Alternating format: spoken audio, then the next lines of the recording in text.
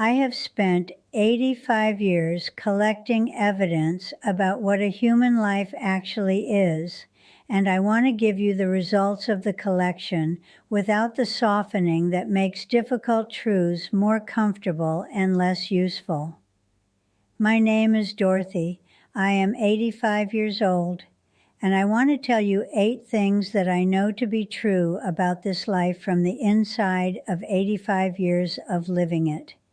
Things that I wish someone had told me with the directness they deserved when I was young enough to use the information, while the using of it could still change the shape of the life I was building, rather than only the understanding I have of the life I have already lived. I want to say before I begin that the harshness in the title I have chosen is not the harshness of cruelty, but the harshness of accuracy. The specific quality of a truth that is difficult to receive, not because it is unkind, but because the receiving of it requires the revision of something you have been believing that was more comfortable than accurate, and that the revision of comfortable inaccuracies is always uncomfortable, regardless of how much better the accurate version serves the life that has been organized around the inaccurate one. I grew up in rural Virginia, born in 1940, the third of 4 children in a household that was warm and modest, and that gave me the specific and foundational gifts of genuine love and genuine uncertainty. The genuine love of parents who wanted good things for their children, and the genuine uncertainty of people who had not themselves received adequate instruction in how to have them, and who therefore could not give me the instruction I needed in the form it most needed to take. I have spent 85 years working out the instruction for myself from the evidence of my own life and the observation of the lives around me, and the 8 truths I want to tell you are the distillation of that working out. The first harsh truth is that you are more responsible for your own life than you have been allowing yourself to believe. I want to say this one first because I think it is the foundation of all the others, and because the resistance to it is the most consistent and the most costly of the resistances I have observed across 85 years of watching people navigate their lives.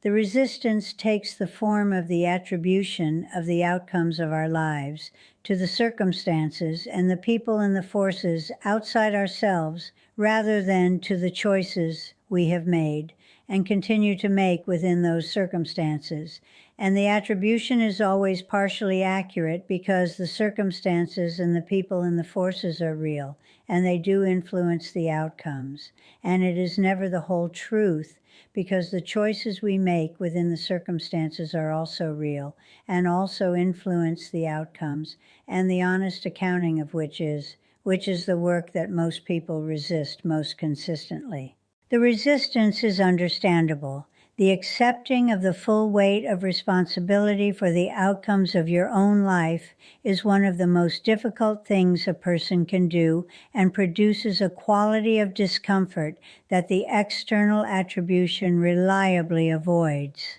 It also produces, when genuinely undertaken, the specific and practical discovery that the weight of the responsibility and the weight of the capacity to change things are the same weight, and the bearing of the one is the possessing of the other. The second harsh truth is that most of the people in your life are not thinking about you as often or as carefully as you imagine. And the imagining of the audience that is continuously evaluating you is costing you the freedom that the accurate understanding of the audience's actual size and actual interest would provide.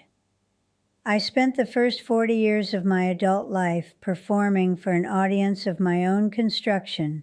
managing my presentation and my choices and my expression with the continuous and exhausting attention of someone who believed that the quality of the performance was being assessed with the comprehensiveness and the permanence that the performance deserved, and the discovery in my mid-40s that the audience was largely in my own head was both humiliating and liberating in proportions that the liberation eventually won out over. You are not being watched as carefully as you think. The performance is costing you more than the audience is receiving. Stop performing.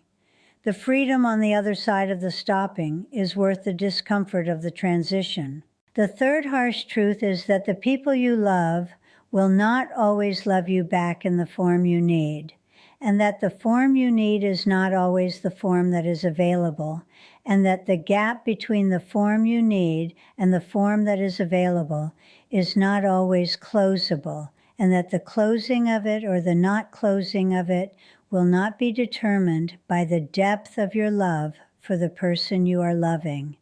I raised 3 children and loved each of them with the complete and unqualified love that children produce in the parents who receive them well, and one of those children has maintained a distance from me for 20 years, that my love has not closed, and that I have spent 20 years trying to understand, and that I understand now with the painful clarity of someone who has sat with the gap long enough to see it honestly. The gap is real. The love is real. The love being real does not close the gap. The acceptance of this truth is not the defeat of the love, but the honest assessment of the conditions under which the love is operating. And the honest assessment is the only basis from which the genuine addressing of those conditions is possible. The fourth harsh truth is that the time you spend worrying is time you are spending in a future that has not arrived and may never arrive, in exchange for the present that is actually occurring, and that is the only thing available to be genuinely lived. I was a chronic worrier for the first 60 years of my life, and I want to tell you what the 60 years of the worrying produced, which was nothing, which is the accurate accounting, and which I want you to have, because the accurate accounting is not what the worrying feels like from the inside. The worrying feels productive from inside it. It feels like the responsible attention of a person who understands the risks of the future and who is doing the work of anticipating and preparing for them, and the feeling is the mechanism by which the worrying sustains itself against the evidence that it is not producing what it feels like it is producing. The evidence, examined honestly, is that the worry consumed years of my life in the service of futures that largely did not arrive in the forms I was worrying about,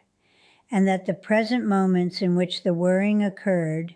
were moments I was not in, because I was in the imagined futures instead. The fifth harsh truth is that your body is keeping the account of how you have treated it and will present the bill in the later decades with the thoroughness of an accountant who has been recording every transaction and who does not accept late payment in any form other than the full and compounded cost of the original debt.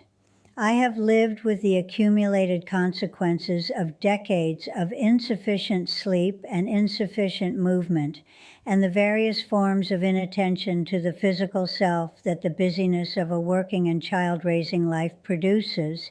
and the consequences are not catastrophic, and they are daily, and they are the constant and specific reminder that the body I am in is the body I have had for 85 years, and that the years of the less careful treatment are present in it as the permanent record of the choices that produce them. Attend to the body now, not with the anxious hypervigilance of someone who has made the body into a project, but with the daily and genuine respect of someone who understands that the instrument deserves the care that its use requires, and that the care given now is the care that the 85-year-old version of you will either have or wish she had. The sixth harsh truth is that forgiveness is not a gift you give to the person who wronged you, but a gift you give to yourself,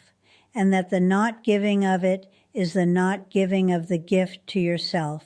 and that the grievance you are carrying is being carried by you and not by the person it is about, and that the weight of the carrying is your weight and not theirs. I carried grievances for years with the righteous consistency of someone who believed that the carrying was the evidence of the seriousness of the wrong, and who therefore felt that the releasing of the grievance was the minimizing of the wrong, and the belief was the specific and self-defeating belief that kept the wrong in a central position in my interior life long after the person who had committed the wrong had moved on from any awareness of it. The wrong was real. The carrying of it was optional. The releasing is for you and does not require anything from the person who committed it, and does not communicate anything about whether the wrong was serious. It communicates only that you have decided your life is more important than the maintenance of the evidence of their failure,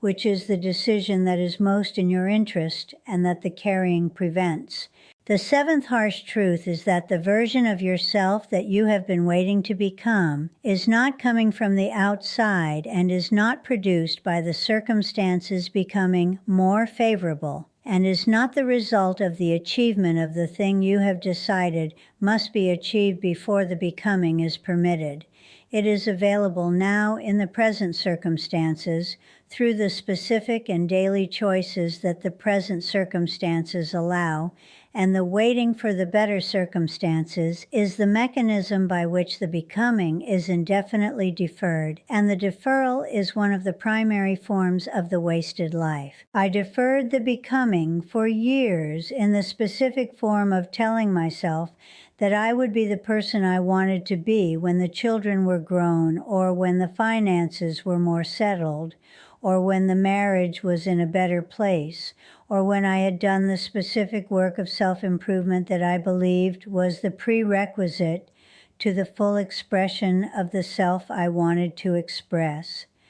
The children grew, and the finances settled, and the marriage improved, and I had done the work, and I was still waiting, and the waiting was the thing, and the ending of the waiting was the beginning of the becoming. And the beginning was available at any point in the preceding decades, and I chose it in my late 60s, and I want you to choose it today. The eighth harsh truth is the one I want to leave you with because it is the most fundamental and the most consistently resisted, and the one that I believe, from 85 years of its evidence, is the truth that the other 7 truths are in service of. The life is now, not when the circumstances improve, and not when the children are grown, and not when the body is healthier, and not when the relationship is repaired, and not when the fear has passed, and not when you are ready. Now, in the specific and unrepeatable texture of this moment that you are in, and that is the only moment available, and that contains within it, if you are receiving it fully, the complete and sufficient and genuinely extraordinary gift of being alive. I am 85 years old. The extraordinary gift has been available every day of the 85 years, and I have received it with varying degrees of fullness, and I have never received it fully enough, and I have received it more fully in the years since the understanding arrived than in the years before, and the more fully is so much better than the less fully that I want you to have the more fully now, rather than waiting until you have accumulated sufficient evidence of the less fully to understand why the more fully is worth everything the choosing of it requires. Choose it now. Choose the full receiving of the present moment, and the full expression of the present self, and the full giving of the present love to the present people in the present life that is yours right now. And that is the only life available, and that is enough. It is more than enough. It is the whole of it. And it is here, right now, waiting for you to finally stop waiting and receive it. Receive it. Please receive it now.